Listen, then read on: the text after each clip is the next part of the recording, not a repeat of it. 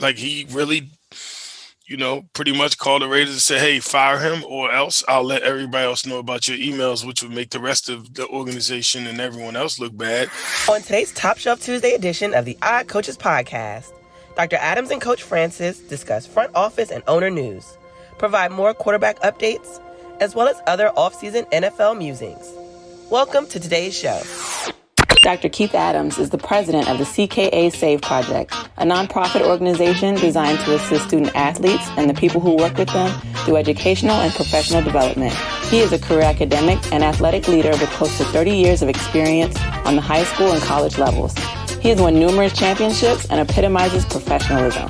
Coach Mike Franchise Francis is one of the most successful football and basketball coaches in the state of Maryland. He too is a career academic and athletic leader with close to 30 years of experience on the high school and college level and is self-admittedly a little rough around the edges. Both men have mentored countless student athletes, teachers, and coaches using their unique methods and approaches to leadership. Both men also share a unique and special friendship that was cultivated often through their unique perspective of life and leadership. Dr. Adams through his extensive educational background and Coach Francis through his life experiences. Can these two men share a podcast without driving each other crazy? Welcome to the Odd Coaches podcast. Greetings and salutations, and welcome to the Odd Coaches podcast. I am your host, Dr. Keith Adams, and with me today is my tag team partner, don't laugh, the Ricky Morton to my Kerry Morton, because that's Ricky Morton's son, and now instead of Robert Gibson, he's teaming with his son, Kerry Morton, in the current NWA, the icon, the showstopper, the main event, and the reason why we are here, Coach Mike Francis. And Coach, Ricky Morton is still wrestling, and Flair is going to wrestle in Nashville in, I think, July, and the tickets are already sold out. So that's why I thought of Ricky Morton, because he might be in the match with Flair, but that's just a little too much news for wrestling this morning. And how are you, man? I'm doing good. That guy Ricky Morton's a good guy, man. I met him, had a few cocktails with him. I'm sure. Great guy, man. And yes, Ricky Morton is a good guy. My first year of teaching, saw him at the Secret Cove, and he gave my class pictures of the Rock and Roll Express, and he had a few too many because he spelled my name Keth. No I, but whatever, man. All right, so on this Top Shelf Tuesday edition, we're going to talk about NFL management news. We're going to give more quarterback updates, and we've got a lot of random off-season musings, including a little bit about fantasy football. And I didn't know they took it that serious, but that's for segment 3. Teaser! So, Mike, first story. This is the wrong Discover card. A Nevada judge ruled in favor of former Las Vegas Raiders coach John Gruden on 2 motions last week, opening the possibility of a jury trial in his case against the NFL. So, long story, extremely short, the judge denied the NFL's motion to send the dispute into arbitration. And the judge did it in part because, one, John Gruden received a settlement from the Raiders, so he's no longer an NFL employee. And 2, Roger Goodell is the arbitrator, and he happens to be the commissioner of the NFL. So with this, while the NFL argued that arbitration was necessary, Gruden's legal team countered, again, saying that he's no longer an employee, and the judge agreed. So we believe that Goodell held emails and called the Raiders and threatened to release more if they didn't fire Gruden, according to Gruden's lawyer. Mm-hmm. And when asked about it, Mark Davis said, who's the owner of the Raiders, ask the NFL, they have all the answers. So, Mike, putting in your legalese, do you think this goes to trial, or what do you think happens with this? I think the commissioner tries to get up the bag to make Gruden go away. It's the only thing they can do. It is. I mean, he's caught red-handed. Like, he really, pretty much call the Raiders and say, hey, fire him, or else I'll let everybody else know about your emails, which would make the rest of the organization and everyone else look bad. I think it's bigger than just the Raiders with these emails, and that release would show that the problem that the NFL has and how elitist the owners are. And there's a reason why they don't hire us as coaches as well. They're afraid of what we do with the information as much as anything else. And remember, the initial investigation had nothing to do with the Raiders. It Yeah, had to it do was with the the Reds. Oh, Commanders. excuse me. Yeah, that team. This team. Yes. Speaking of that team, the question is, would you go to Woodbridge? So the Washington Commanders paid more than $100 million for land in Virginia as a possible next step in building a new stadium. According to a source, the Commanders paid a little more than $100 million for approximately 200 acres. There is a chance that the franchise will buy another 65 to 70 acres. And Woodbridge, for those who are not native to our area, is about 23 miles south of Washington, D.C., off I-95, and it's not close, but it will be their land. Now, I did an unofficial poll this week, Mike. I think I told you about it, where I just asked the casual Washington Commanders fan, hey, would you go to Woodbridge? And they all said, for the most part, no. Only one person said, yes, they would go. But the reasons weren't fanboy, fangirl reasons. They said, Keith, when the stadium was at RFK, we took the Metro, got off, did our thing, went home. The stadium now, although it's a bit of a walk from Metro, we can take Metro, do our thing, whatever.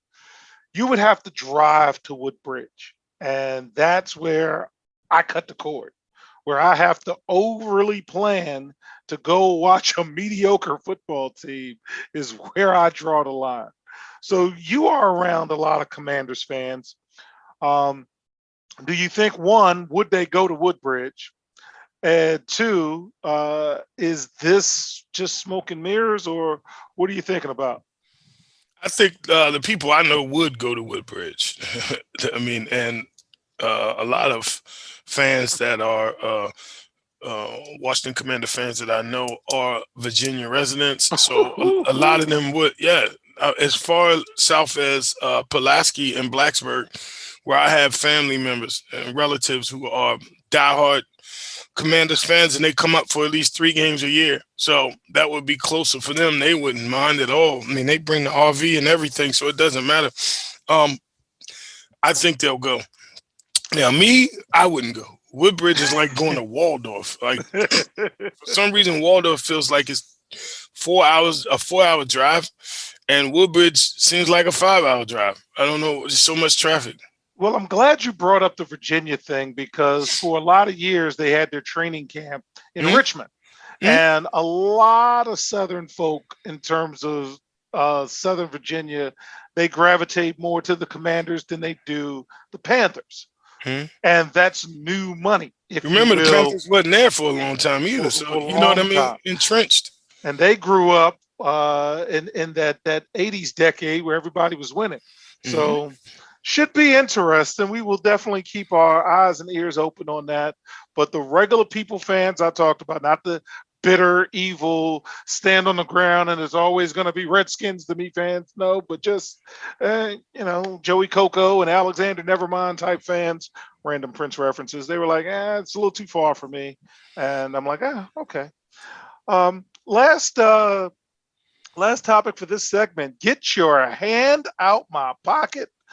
The Rams move from St. Louis to Los Angeles was not cheap, but owner Stan Kroenke had agreed to pay all the legal costs for the relocation. By the time the Rams and the NFL reached settlement with the city of St. Louis, the cost of the lawsuit had reached, wait for it, $790 million for the lawsuit and the paperwork and the court costs. This was not the other 31 teams' problems. Okay. Kroenke said those costs were covered, But the owners were soon told that the NFL is quietly taking $7.5 million from each team for a total of $232.5 million to help with the cost.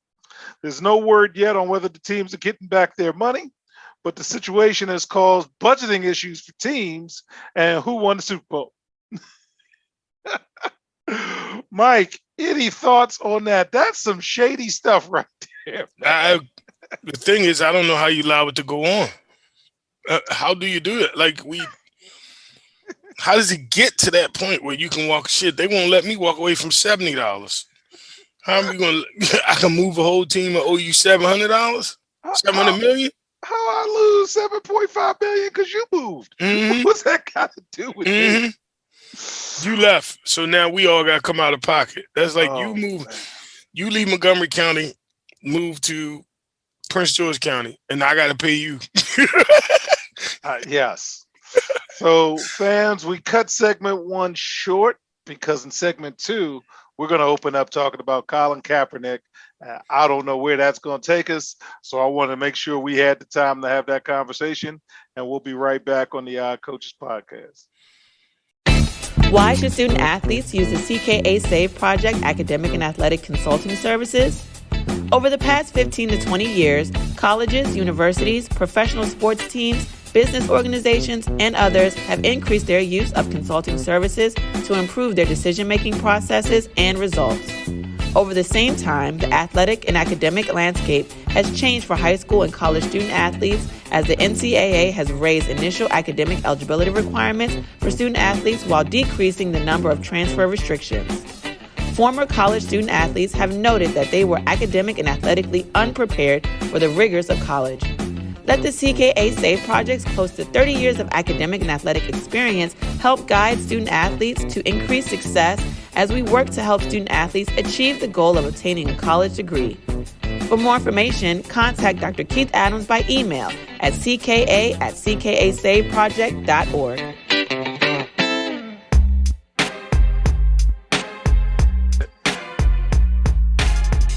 Welcome back to the Odd Coaches podcast. And in segment 2, we got a lot of quarterback talk. And I want to get to my in-house expert on this. And we want to just jump right in the fray and talk about Cap, man. Colin Kaepernick, who last played professional football in 2016, the year he started kneeling during the national anthem to protest racial injustice. And they're mad at him. And anyway, I don't want to get off on that tangent. He finally back down that. He finally got a workout officially with the Las Vegas Raiders. It marked his first workout since he flew to Seattle to meet with the Seahawks in 2017. Okay. The NFL said it's encouraged teams to take a look at Kaepernick, but he has not signed a contract yet. Mark Davis told ESPN in June 2020 that he would give his blessing if the Raiders wanted to sign him.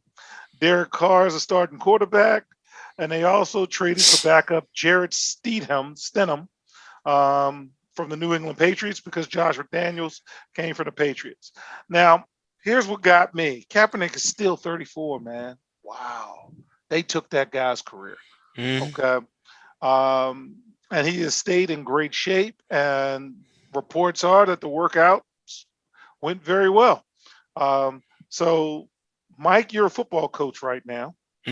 What are you thinking about not only Kaepernick getting a workout for the Raiders, but there's 3 quarterbacks usually on each team. You can't tell me Colin Kaepernick can't make a team as at least a backup or a third string quarterback. Of course. That would be hard for me to believe.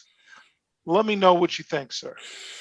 I think it's hard. It's extremely hard to believe. It is not. It is a collective going on to keep him out of the NFL because there's no way a guy can't.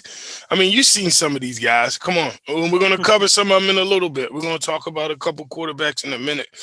Like if I had a choice over a couple guys, I'm not going to say their name because I don't want to spoil what we're going to talk about later, but there's about 5 starting quarterbacks right now that I would take Colin Kaepernick over because he is that Lamar Jackson before we had Lamar Jackson, if you ask me. You don't want to give credit to it, but the guy could run. His win percentage wasn't the greatest, but who was like every guy can't do that. You know what I mean? 69 total games, 12,000 yards passing with a 59% completion rate. Like, I'm pretty sure if we look at some of these guys now, they don't have a 59% completion rate over their career. They don't. Man, that's just, and we're talking about a roster spot. We had on the local football team, Taylor grab a Heineke. We Mhm. dusted off somebody from the XFL.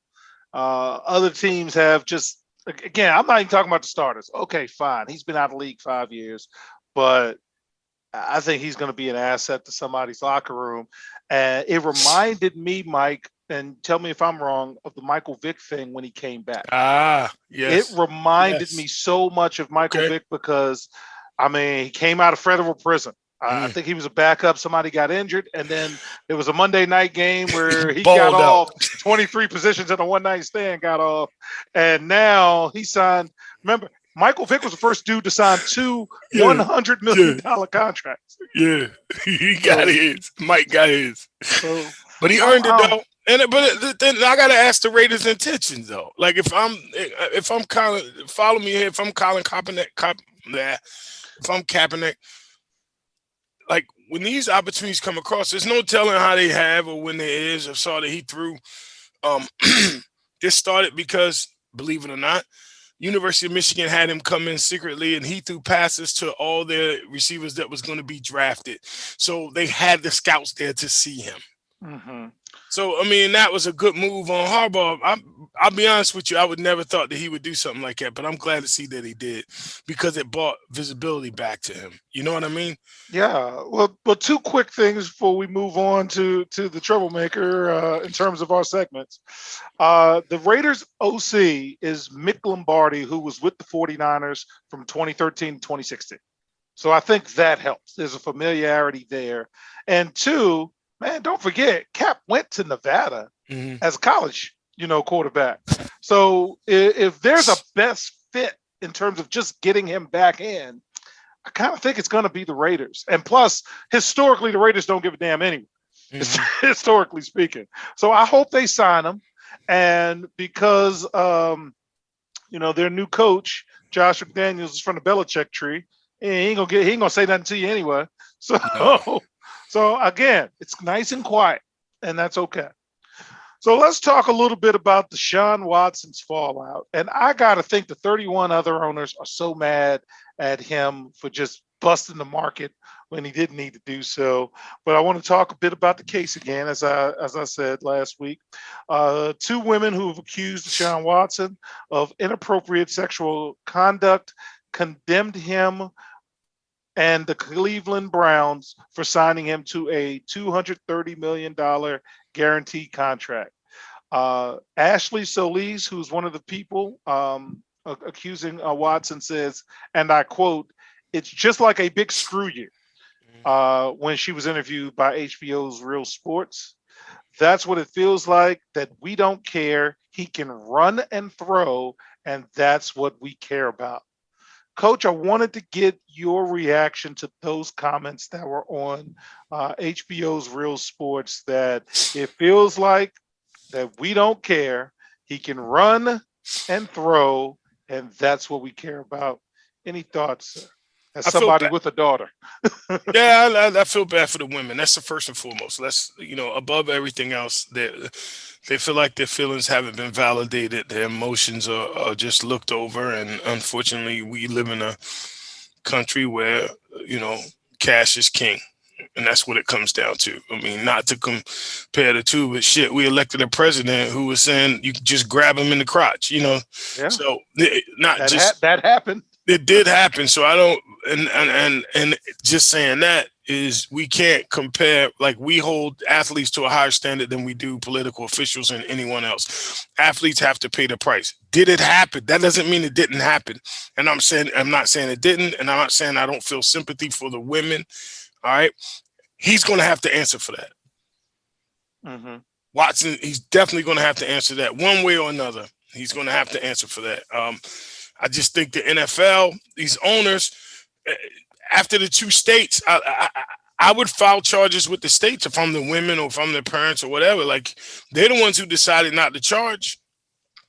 Why? Why did they decide not to charge? And then supposedly he publicly had an apology earlier this week to two of the women he made cry. He Yes. had an apology. So an apology is an admission of guilt, right? That's what I was always told. So now we take it from the off the field to the on the field, and Baker still got 18 million coming to him. And and voluntary camps are this week or last week. Baker, stay home, man. And nobody's there. So how are you at putting now your coaching hat? You've got Watson, who could be suspended more likely than not. You brought in another backup, Jacoby Brissett, if I'm not mistaken, and you got Baker hanging over you with 18.5 guaranteed money. How are you dealing with that, Coach? If you can give Deshaun all those millions, you can give Baker 18 to go away. Touche.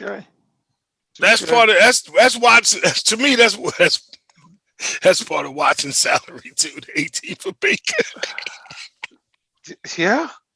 Because you gotta handle that to get rid of him. I mean, it's just what it is. You add that into it, and I think Jacoby Brissett starts the season till you find out what's going on, and you try to surround him and get him up to speed as best you can, waiting for Deshaun to take over, because you don't want that locker room with Baker and I can't have Baker and Deshaun in the same locker room. It's not going to work. It's not going to work. There will be if you got two quarterbacks, you've got no quarterback. That's what they tell me. 400 reporters and media personnel in that locker room on that field every day, looking for sound don't bites. Do distractions. No, well, on the non-distracted side, because nobody's going down there. Sam, I am a 17-32 record as an NFL starter, and the threat of being replaced first by Deshaun Watson and now possibly by Matt Corral hasn't made Carolina Panthers starter Sam Darnold any less confident in his ability. I'm going to quote from Sam Darnold: as long as I know what we're doing, what the defense is doing, I'm confident I could be one of the best quarterbacks in the league. Matt Rule, who hasn't ruled out bringing in a veteran at some point, went so far as to say Darnold is practicing with an edge that he's never seen before. What are you thinking about the Carolina quarterback situation, sir, with Sam Darnold? You know, I like Sam Darnold. You know, I always liked Sam Darnold. I like Matt Corral more, if you ask me. I don't think he's better than Sam now because of the NFL experience. I think he's more talented than Sam Darnold, but that doesn't mean, like Sam said, like, as long as I know what we're doing and what the defense is doing, and that NFL could be very intricate in where you look to get rid of the ball, where the pressure's coming from. And if Matt Corral learns that in due time, eventually he could, because of his physical abilities, and he could be better than Sam Darnold. I got to start with Sam Darnold, but I also got to ask the question. We got to put Sam Darnold in that same conversation as Tua right now, because what's surrounding Sam Darnold? Well, Sam don't have what Tua has, and that's my point. So we keep saying Sam Darnold, Sam Darnold, Sam Darnold. He don't have a running game. He don't have, like. Yes. And I got to say, I like Sam Darnold because he shut up and he said, hey, competition, let's come. Yeah. We're going to do what we got to do. Right. Where Baker had the boo-boo face. Yeah. And, with his little puppy on his lap, you know. So, well, we're going to hit Tua now because he's going to be on the list until he proves it on the field. Dolphins wide receiver Tyreek Hill has only caught passes from Tua for a month, but he already has high praise for his new quarterback. Tyreek Hill told reporters during his news conference, that Tua was one of the most accurate quarterbacks in the NFL. So what do you think, man? Is Tyreek Hill just pumping him up? What else is he going to say? Or can Tua do this thing, man? Because I'm not very confident. Talk me into liking, Tua for this job. How much was Tyreek Hill's contract? Tyreek Hill contract was very, very high. Okay. Then he High. gonna say what he's supposed to say. I mean, he ain't. What he gonna say? He just got traded there. He ain't gonna come out and say, "Yeah, they traded me. I'm making all this money, and this dude suck." They ain't gonna do that. He gonna try to pump him up, encourage him, give him that confidence, and he's following the company line right now. He has to follow the company line. I mean, you can say what you want, but I saw the video. Tyreek Hill literally had to stop and come back to get the ball. Like, they don't take. He can say all he want, but a picture worth 1,000 words, bro. Okay. All right. Next, did he change your mind, Coach? Did he change your mind? Tennessee Titans quarterback Ryan Tannehill feels that his comments about it not being his job to mentor 2022 third round pick Malik Willis have been blown out of proportion. Tannehill said, and I quote, "I meant no disrespect to Malik or You had it right anything the like first that." time. You had it right Stop the it. first time. Stop it. We've been in constant communication since he's been drafted. I'm disappointed in how things got spun and twisted a little bit. I pride myself on being a great teammate my whole career, going back to when I was a kid playing all youth sports. What are we thinking, sir? Did he change your mind? Oh, did you violate me? Come on, man. That's what it sounded like to me. He ain't disappointed that it got spun. He disappointed he got caught. He disappointed that it came out. Oh man. Like, see, what gets me is so many people get this. Like, the NFL can make a person into a mythical figure and make them bigger than what they really are. Like, why are we even talking about Tannehill? He ain't won nothing. Like, that's me. Like, if I want to, I understand the beat reporters got to do it, but why are we even worrying about what he's like? The guy ain't won nothing. It ain't new. They did everything they could in Miami. Yeah, he had injuries, but still, he ain't won nothing. Do you really want? And I gotta ask, do you really want Tannehill teaching your quarterback?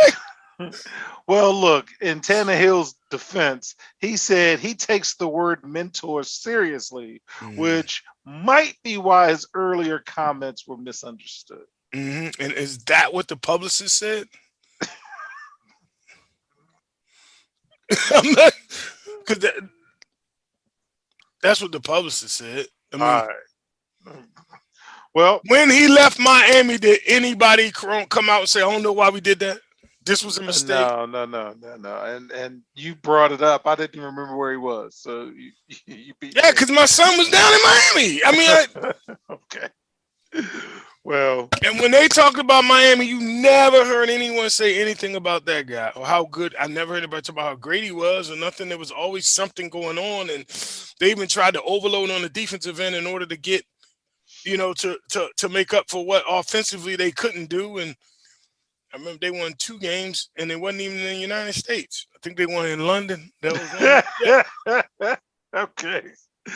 All right. So we're going to go to following Campbell's favorite team, the San Francisco 49ers, and talk about Jimmy G. So free agency and the NFL draft have passed, and Jimmy Garoppolo is still a member of the 49ers. Jimmy's 30. Wow. So while speaking to reporters, Niners head coach Kyle Shanahan was asked specifically about the status of Garoppolo, who is still recovering from right shoulder surgery. By the way, great timing to go through shoulder surgery. You good? I'm wonderful because he can't throw for anybody and he's just rehabbing. So it's all guesstimation and speculation, and Jimmy's just sitting home. So Kyle said, I expect him at some time, don't start with me, most likely to be traded, but who knows? That's not a guarantee. It's been on hold when the surgery happened. When he's healthy, we'll see what happens. What are we doing with Jimmy G, man? What are we doing?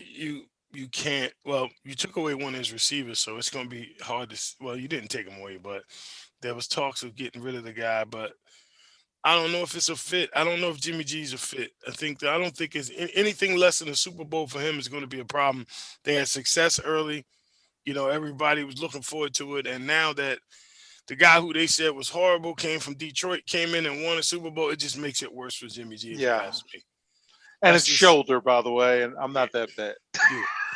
That's where I just think Jimmy G is the curse of the Rams right now. Like the people Yeah. look and say, "Hey, the Well, Rams one what in guy one year?" away. Yeah, that's what they keep saying. So yeah, I Well, think now Denver's one guy away, but he's not in this segment. okay. Last quarterback. And to quote Prince, love or the money. Jordan Love told reporters that he was happy to see Aaron Rodgers get his deal. I was super happy for Aaron. Obviously, the dude deserves it for what he's done the last 2 years. But personally, for me, it just means I'm about to be a backup again for this year. And that's all I can control. I'm happy for Aaron, but at the same time, it's like, you know, please read between the lines and tell our fans what that means, Coach. You want to know what it means? Like, all right, let me clean it up for you a little bit. What it Please means is do. I'm not happy. You know what I mean? Obviously, I'm not happy. I think I deserve better, and I will do whatever it is you need me to do to keep this check coming in. Yes. Man, that what a wasted first round draft pick that was, man. You've got absolutely nothing out of that pick. Not one blasted thing to to quote my boss, and that's just wow, man. That is just terrible. If I'm a Packers fan, I've got to be slightly upset with everybody because that's terrible. They're part Okay. of the reason, though. For the They, Packers they, fans, part of the they reason got it is where it is up there. Green Bay effect. Boy, come on now, stop. And with that, we're going to take a slight break, come back on the other side to go all over the place, including that fantasy football story I want to get my partner's reaction to. We'll be right back on the Odd Coaches podcast. Dr. Keith Adams, president of the CKA Save Project's book, Finding the Balance, My Personal Journey to Academic and Athletic Success, is now available for purchase. The book serves as both a memoir of Dr. Adams' 30-year academic and athletic career, as well as an instructional guide to assist student athletes, parents, coaches, teachers, and administrators navigate through the challenges of finding a better balance between academic and athletic success. The book includes numerous personal stories and anecdotes from Dr. Adams, along with numerous former players and colleagues, including former George Mason standout Follering Campbell. You can order your copy at www.ckasaveproject.org. From the main page, simply click CKA Save Project Services and order the Find the Balance book. For more information, contact Dr. Keith Adams by email at cka@ckasaveproject.org. Welcome back to segment 3 of our Top Shelf Tuesday edition of the Odd Coaches podcast. And I want to know, whose side are you on, Coach? Kansas City Chiefs head coach Andy Reid has always been supportive of offense coordinator Eric Bieniemy. The assistant has been regarded as one of the top prospects to land a head coaching gig, but it hasn't come yet. That's why when former Kansas City running back and Andy Reid player LaShawn Shady McCoy recently attacked Bieniemy, Reid came to his defense. During an appearance on the I Am Athlete podcast, I got to listen to that thing. I do It's all like the time. every week, Yeah, something's coming off on that. it's good. McCoy said there's a reason Bieniemy has received more hype than head coaching offers, and he also pointed him as the reason he stopped playing in Kansas City. McCoy alleged that Bieniemy spoke to players a certain way, quote unquote, that he deemed inappropriate. Um, Reid responded to those comments, indicating what McCoy was alluding to is actually a strength of Bieniemy. Sometimes it's hard on a veteran player uh, to hear these things. Maybe their performance isn't at the level it used to be, or it's hard to take sometime. but the enemy's going to push you to try to maximize what you got. That's one of his strengths. He'll come in, shoot you straight. Sometimes you want to hear it, sometimes you don't. Mike, you've coached all over the place. You have been in a situation where returning players are going to get the minutes that Mm. they thought they should get based upon a bunch of factors because all we're trying to do is win ball games. What are your comments and thoughts on what Shady said about Eric Bieniemy and Andy coming to the rescue? I think that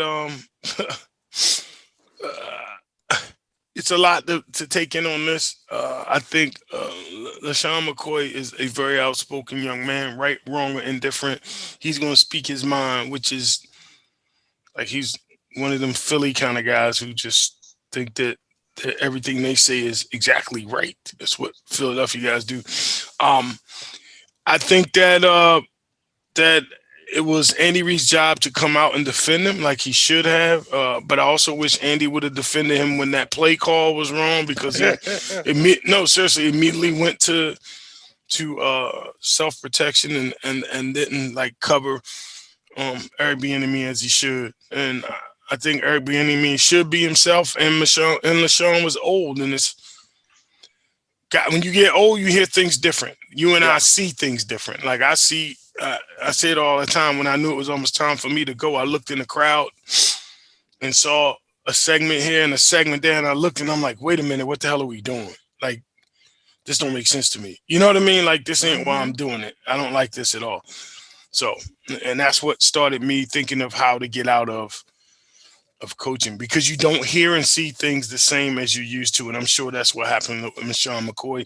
And he maybe used it a little bit as an excuse to why he wasn't on the field. He feels like he should have been there, you know. Well, I won't run away from this as somebody who's had to sit players who had given contributions and so forth. Um, there's a lot of factors that go into this, as you said, but Shady's truth is his truth, and Andy's truth is his, and based upon the resume, I think Eric Bieniemy has done more than enough to Yes. garner an opportunity because that's all you can ask for is a chance to prove yourself. So, with that, I'm going to ask you: is this a good change? The NFL modified its head coaching hiring process this week at the spring meetings with a resolution that prohibits interviews with candidates employed by a team until the conclusion of wild card weekend. The change is intended to give head coaching candidates and teams extra time to prepare for interviews. Pittsburgh Steelers president Art Rooney II said the league gathered feedback from coaches who felt rushed trying to prepare for interviews between late season games and the playoffs. Atlanta Falcons owner Arthur Blank said the change also slows down the pace for teams in terms of finding the right candidate. The league also expands the Rooney Rule to quarterback coaches now. Now, at least one minority candidate must be interviewed for that position. In most cases, candidates are getting interview opportunities, but not the job. Mike, is this a good change, sir? This is more bullshit. Ooh, It's what it it's is. not a good change. I mean, you wouldn't have to do this at all if the Rooney Rule worked. You can keep making rules that they say, the easiest thing to change is a rule, the hardest is tradition. Tradition doesn't have writing down or rules. Tradition has a lot of unsaid word, unspoken truths, or unspoken tales. Is what tradition does. So what tradition does, as we see owners handed down to family members who keep organizations stay within certain groups of people and certain dynamics, and you keep the power players the power players. So I just think it's another rule that won't be adhered to, and it's just something else that make them look like that they really, really, really are concerned about it when they really aren't. All right. Well, two more stories left for us in this show. The Pro Bowl. NFL owners are discussing the fate of the Pro Bowl. The league has spoken to players and teams and is now exploring alternatives to the week-long Pro Bowl celebration, which could include the elimination of the traditional tackle game. No vote is needed to approve the change. The Goodell said the NFL would consider turning the Pro Bowl into a celebration of players rather than playing an actual game. We both joked during the season that what are we doing with the Pro Bowl? What was that? So, Mike, I'm giving you the ability. What would you do with the Pro Bowl? Turn it into a battle of the network stars. It hadn't been, first of all, no, seriously, a competition. Let them do beach volleyball, something like that. I don't know, because more of a celebration is the right thing to do. It hasn't been a tackle game for 8 years. Like, It hasn't been a tackle game since Sean Taylor decapitated that. What was it, the punter? Yeah. Oh my goodness. You know what I mean? think that was the last tackle. Why you do that? Sean Taylor only knew one way, bro. He took. He only knew one way. Respect. Sean Taylor. Oh, yes, indeed, man. He bought the wood, son. But remember, guys get injured in those sand. There was one running back I remember doing, a rookie who had a good year and did some kind of thing in the sand and tore his ACL. So you can do that we saw dude did it at the combine too. Like, it's gonna happen.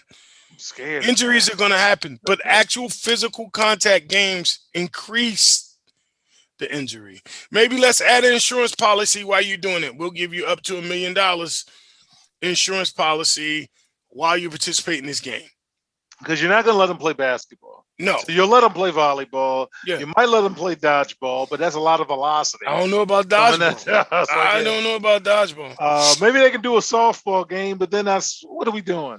No, softball would be cool. Just can't run nobody over at the plate. No sliding. You know what I mean? Do 7-on-7? I'm asking. No, not them dudes. 7-on-7? See, at some point that competitiveness kick in. I don't care what you say. They're pro athletes.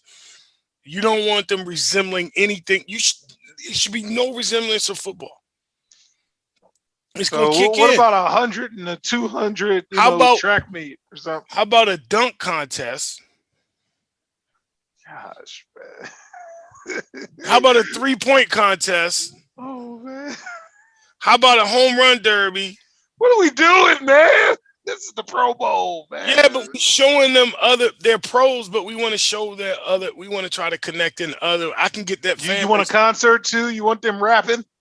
Not them, but we can bring in Kanye or somebody, man. Come on, man. What are you talking about? Snoop was just crip walking at halftime. What the hell are you talking?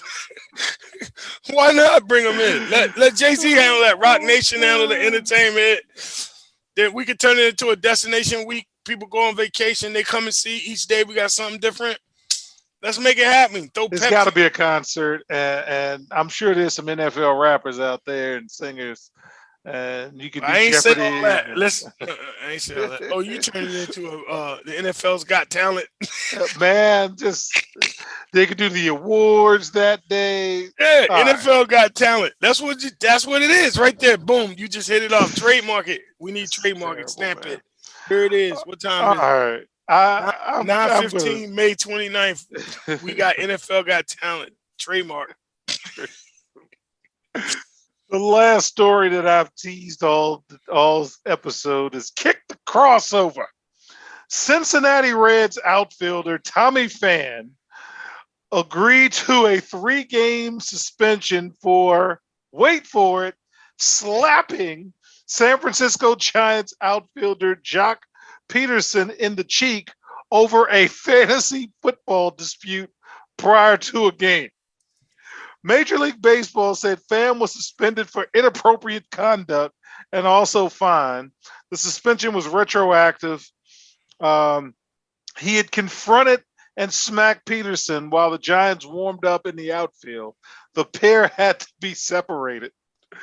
Pham said the dispute stemmed from an old text sent by Peterson to the Fantasy League's group chat, in which Pham says Peterson disrespected his teammates on the San Diego Padres, for whom he played with last season.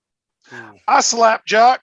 He said some that I don't condone, and I had to address it.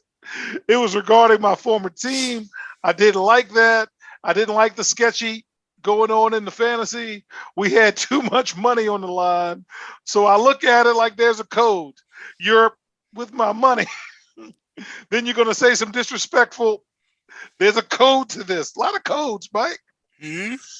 So here's what was happening. He was accused of cheating for placing a player on the injured reserve list and replacing him with a free agent in a fantasy football league. Peterson said the player he put on IR had been ruled out for that week, which made it a legal move. Pham had executed essentially the same maneuver for his own team. It was a surprise, Peterson told reporters. There was no real argument. He kind of came up to me and said, like, I don't know if you remember from last year, I was like fantasy football. He was like, yeah. Mike, what are we doing, man? You seen the video? No, I have not seen the video. So to help me out, because I thought this was quite ridiculous. You know, pre-game, they warming up. They got batting practice. Homeboy walk out. He's standing out there playing catch. He walk up to him, ask a question, then he just smacked him. you can YouTube it. You can YouTube it. Yeah, man. Just smack that man. Is this how we're problem solving now? Man, that's nothing when it comes to fantasy football. I know a dude who gave away his PlayStation back when it first started. Dude gave away his PlayStation to get a player so he can win the league. Yeah, bro. That's why I don't play. I used to play fantasy. Right. I haven't either. Last time I played was with the church, and even them people was getting a little crazy. Like the men's group at the church had a draft. We went to the church, had a draft and everything. And celebration used to go to Green Turtle and have a couple, and the men's church group, and it got a little bit crazy over this fantasy football. This is the church group. And I said, yes. This is for me. Now, I played fantasy with my high school teammates and high school friends. Shout out to all of them because it got us together. And the draft with the Jordan and the beverages, and shout out to my man Butch, because I always brought the good stuff. And it's probably still in his refrigerator now. All right. I've got a bad rap. That's why I do sports betting now, man. What you have, Red Stripe? Nah, man. I Stone Cold beer that you drink. And they're like, why are you bringing this Stone Cold beer, man? Stone Cold Steve Austin beer. Bunch of Steve Weisers. Why is drinking that stuff? But anyway, any final words before we get out of here on a Tuesday? And it's good to end with something ridiculous. Yes, sir. Yes, sir. All right. So on behalf of my tag team partner, Coach Mike Francis, I am Dr. Keith Adams saying thank you for listening and watching the Eye Coaches podcast, and we will see you on the sidelines. Till next time, take care. We hope you enjoyed today's show. The Odd Coaches podcast drops new episodes every Tuesday through Friday on most weeks. Make sure you subscribe to the Odd Coaches podcast on Apple Music, iHeartRadio, Podbean, Spotify, and YouTube. Follow the Odd Coaches podcast on Twitter and Instagram at Odd Coaches. Follow Dr. Adams on Twitter and Instagram at CKA Save Project. In addition, follow Coach Mike Francis on Twitter and Instagram at Coach Franchise, spelled Coach Franchize. For more information about the CKA Save Project, please visit them on the web at www.ckasaveproject.org. See you next time on the Odd Coaches Podcast.